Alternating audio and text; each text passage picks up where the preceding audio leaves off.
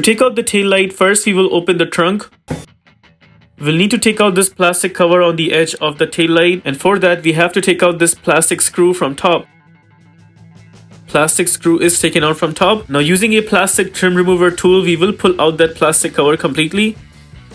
Behind the cover, notice there are two 10mm screws that needs to be taken out. Here I'm using an impact gun with 10mm socket, but you can also use a round head ratchet with a 10mm socket if you want. Both screws taken out. Now we will slightly wiggle the tail light and try pushing it outwards. You can also use the plastic trim remover tool to push it outwards.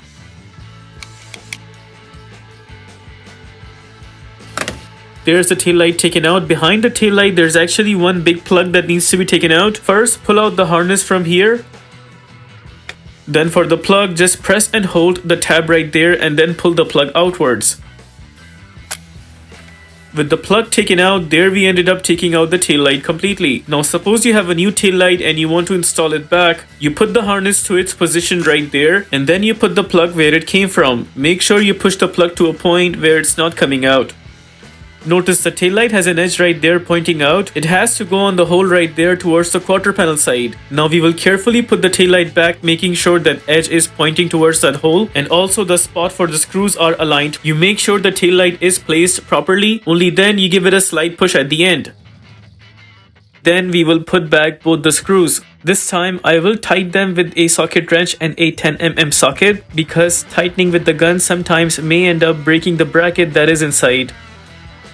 We'll carefully tighten both the screws, and once both the screws are tight, only then we will put back the plastic cover. Now the end of the plastic cover has two tabs coming out. Make sure to put those two tabs in those two holes right there appropriately.